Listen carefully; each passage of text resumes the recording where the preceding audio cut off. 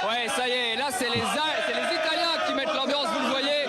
Ils ont été très discrets les Italiens pendant toute la journée, c'était les Allemands qui pour l'instant gagnaient le match des supporters. Et bien là vous le voyez, les Italiens le contrôlent l'ascendant, regardez, ils sont déguisés, costume de centurion. On est avec Alessandro, il a fait 800 km pour venir supporter la Squadra Azzurra. Qui va gagner Alessandro ce soir? Qui va gagner ce soir? L'Italia 2-0, Bonucci et Zaza. 2-0 pour l'Italie, les Italiens sont ultra confiants. C'est vrai que l'Allemagne n'a jamais réussi à battre la Squadra Azzurra en 8 rencontres pendant une phase finale de compétition officielle. Qui va marquer selon vous? Bonucci il primo et Zaza il secondo. 2-0. Voilà, et vous allez jusqu'où? Vous allez remporter le tournoi ou vous arrêtez en demi-finale contre la France? No, quest'anno vinciamo noi. Cette année on gagne, voilà, les Italiens sont déterminés à aller jusqu'au bout. Grosse ambiance ici à 2 heures du coup d'envoi à Bordeaux. Bon courage Antoine.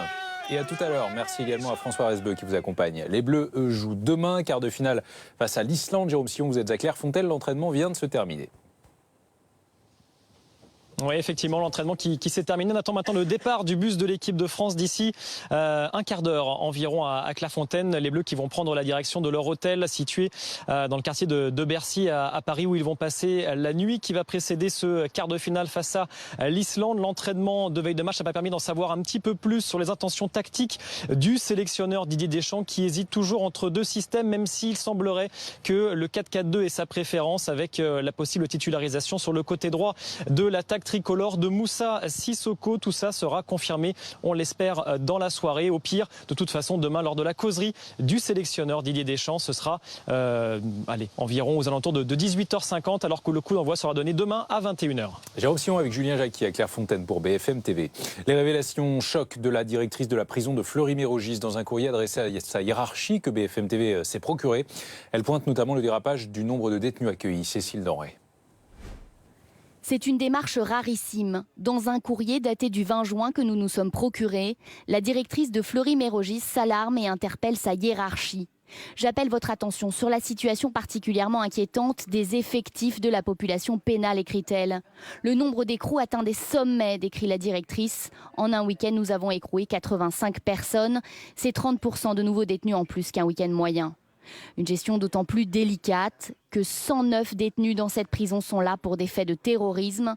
Fleury-Mérogis est ainsi la maison d'arrêt qui compte le plus de ce type de profil. Alors pour pouvoir accueillir tous ces détenus, nous comptabilisons 10 matelas au sol alors que la plupart des cellules comportent 2 lits, explique la chef d'établissement. Depuis ce courrier, on compte même 16 matelas au sol à Fleury-Mérogis. Une situation intenable pour le personnel. La directrice décrit un épuisement des surveillants et une détention devenue violente. Ce courrier adressé au préfet de l'Essonne et à l'administration pénitentiaire n'a pour l'instant généré aucun changement. Le nombre de détenus dérape toujours. Au nombre de 4 514 le 20 juin, ils sont 4 532 à ce jour. Officiellement, la prison ne peut accueillir que 3 036 détenus. La 45e marche des fiertés, anciennement appelée la Gay Pride, à Paris. Émeric Barou, vous êtes sur place. Pas de crainte chez les participants aujourd'hui, malgré le contexte, malgré la menace terroriste. Oui, cette marche qui se termine ici, place de la Bastille, par un concert. Cette marche, elle s'est déroulée sous haute sécurité. 800 policiers, gendarmes qui ont été installés tout au long du parcours ici à l'arrivée, en amont pour filtrer les arrivées des participants. Des participants qui évidemment avaient en tête l'attentat d'Orlando il y a 3 semaines. Beaucoup de ces participants cet après-midi arboraient un brassard noir en hommage aux 49 victimes de l'attentat aux États-Unis. Des participants qui pour certains avaient hésité à venir, ils nous ont expliqué, mais ils tenaient tout de même à être là, rassurés, en solidarité avec les Américains, et pour expliquer qu'aujourd'hui, en 2016, ils n'ont pas peur.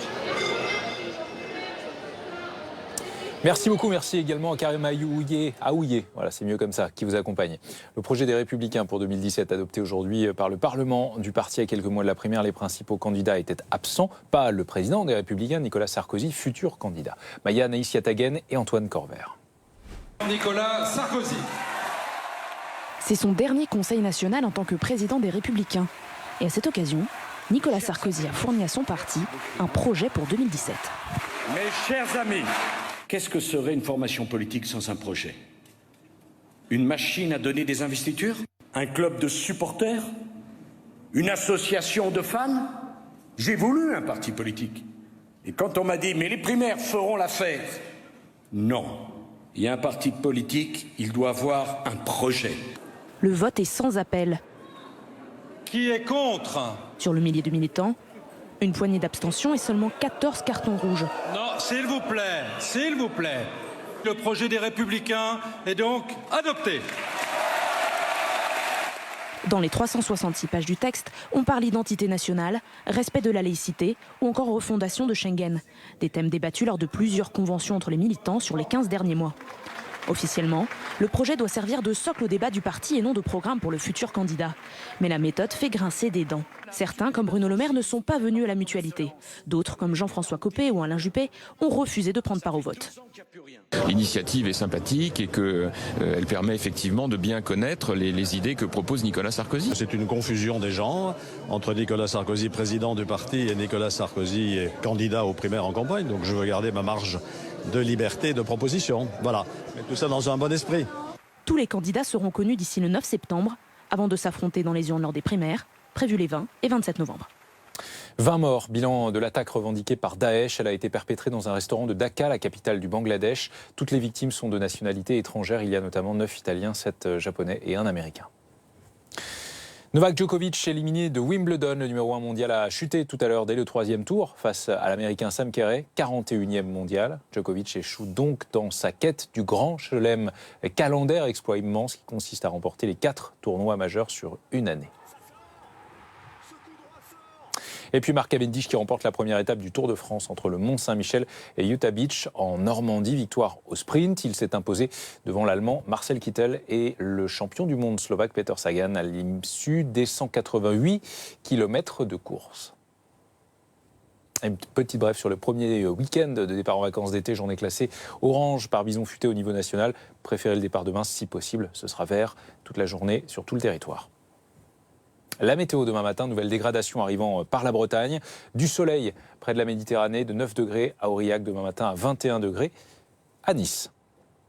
On vous retrouve Thomas pour la suite de 7 jours BFM. Merci, à tout à l'heure, bien sûr dans la soirée en direct pour plus d'infos. François, dans un instant, explosion de la criminalité, lynchage en série, reportage au Venezuela, un pays au bord du chaos. Roberto Bernal, un cuisinier de 42 ans, qu'on accusait d'avoir volé 5 $ à un passant, est tabassé sur le trottoir, puis brûlé vif. Avec le chaos, la violence s'aggrave. Et puis son père a été décapité par un radicalisé. Kevin Cornara raconte sa vie depuis. Venir au bureau, s'asseoir sur le fauteuil de mon père, ça reste malgré tout tous les jours une épreuve parce que tous les souvenirs remontent. Une courte pause, on se retrouve juste après pour la suite de 7 jours BFM. Retrouvez bfmtv.com. Avec Volkswagen, on est tous fiers d'être bleus. Mettez-vous aux couleurs des bleus. Tweetez vos selfies d'encouragement avec la mention @RMC Euro et le hashtag #VibreBleu. Et recevez votre vignette personnalisée de supporters. Des cadeaux exceptionnels sont à gagner. Vibrez bleu avec Volkswagen, partenaire des Bleus. Quand on a de la cellulite, on recherche une solution rapide. Nouveau, Somatoline Cosmétique Cellulite 15 jours. Action renforcée. Dès 15 jours, il réduit de 21% les signes de la cellulite incrustée. Somatoline Cosmétique, ça fonctionne. Et découvrez la nouvelle huile anticellulite Action intensive.